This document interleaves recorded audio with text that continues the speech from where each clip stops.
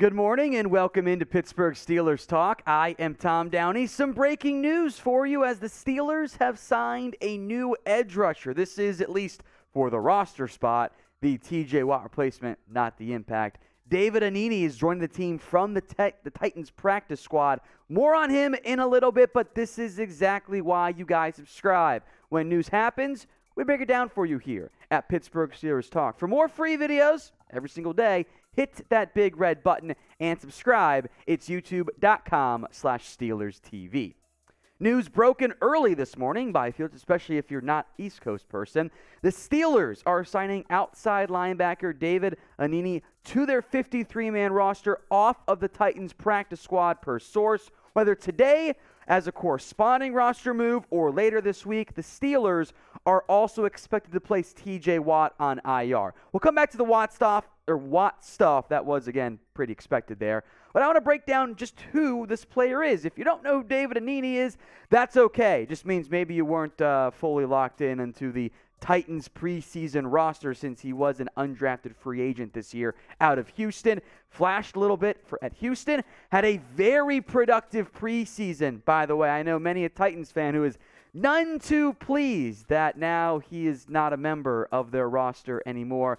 I thought he was going to make the team. We'll break down why he didn't in a little bit.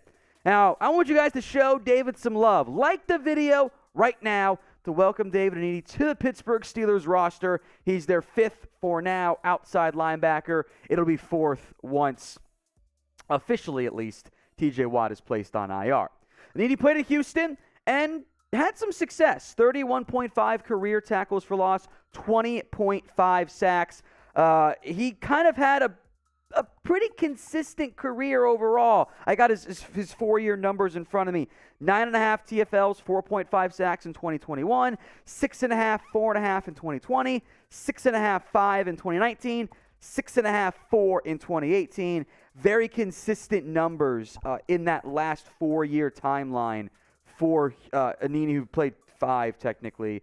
He was 23 years old week 1. He was, the COVID years kind of made things weird from that standpoint. I'll break down some more thoughts I have from my draft notes, but you can always listen to Lance Zierlein, very smart NFL draft expert. Here was his pre-draft write-up. The body type, length, and rush get-off all work in Aneni's favor, but he's far from a finished product. He can be disruptive in a one-gap slanting attack, but tends to struggle when asked to take on blocks and engage in combat at the point of attack. The pass rush will require better hand usage to make up for a lack of coordination, but he does have the first step quickness to create occasional advantages. He might never be a well-rounded prospect, but he does have immediate practice squad potential, which is what ended up happening, was on the practice squad there. I've got some of my notes too. Look, this signing is just for depth, but this is a length and athletic project. Good testing for his size, 36.5-inch vert, 4'7", 240 are great for an edge. He's just a little bit shorter, 6'2", 245. Good arm length there. Never had elite production at Houston. I did not love him against the run, but as a rotational pass rusher, despite not having great power, I think there's some upside here. If you remember Hamilcar Rashed, who was on the Steelers roster earlier this preseason, practice squad right now, that was my comp coming out for the non-combine invite. So again, definitely an archetype the Steelers like here. All right, more on Anenih and, of course, TJ Watt, but grade the signing for me. A, B, C, D, or F. I like it. I'm at worst giving it a B, if not an A, because it is just, again, it's back of the roster move. Expectations matter here. But grade the signing for me. A, B, C, D, or F.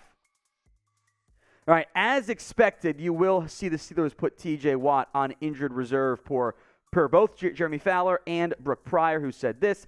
TJ Watt headed to IR as expected as he rehabs from his torn pec. Should be about 6 weeks. We've known that for a while. For TJ Watt, it's a matter of the transaction going through, I guess. With the signing of David Anenih, this means you will need that roster spot. Putting Watt on IR makes so much sense. So for now, this is where things stand at your edge rusher depth chart. We'll continue to label TJ Watt hurt for now. Tomorrow we'll make it asterisk equals IR. That leaves Alex Highsmith, Malik Reed, David Anenih, and Jameer Jones on the roster. Quick side note here, because this is kind of funny to me. So, originally, last year, the Steelers had signed Derek Tuszka and waived Jameer Jones. This year, They waived Derek Tuska to sign Jameer Jones. So they snipped and snapped, right? You cut Jones, add Tuska, then you cut Tuska, add Jones back this year. Tuska goes to Tennessee and takes the roster spot that was going to go to David Anenih, and now Anenih comes to Pittsburgh. So a very weird 6 degrees of, I guess, Jameer Jones, or it's Anenih or something along those lines, or Tuska, I guess. Funny how that all ended up playing out for Pittsburgh in terms of where they sit currently.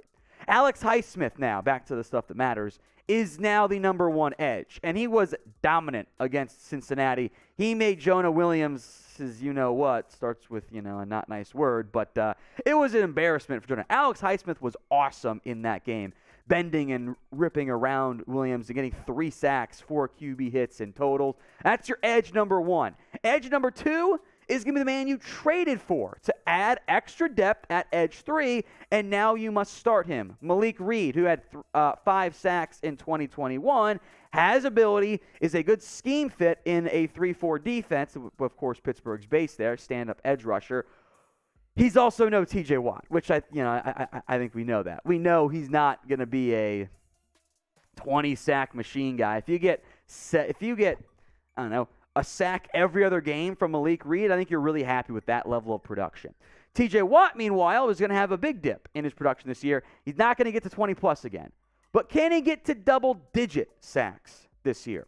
Let me know what you think in the comments section. Make those predictions for me. Y for yes, N for no. Can T.J. Watt get to double-digit sacks this year?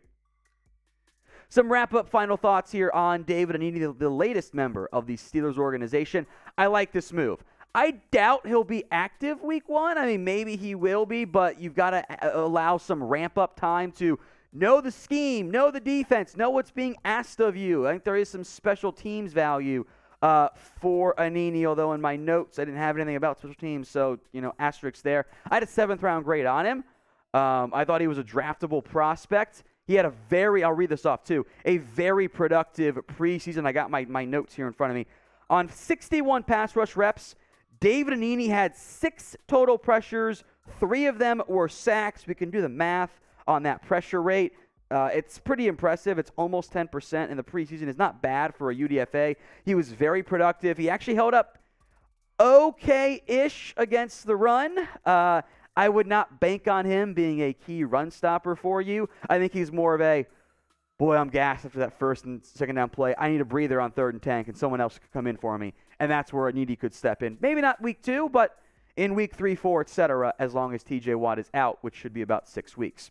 That is it for today's video. If you made it to the end of this, then you're a real one. Head down there and type in "Here we go." We'll make sure we show you some love in the comment section.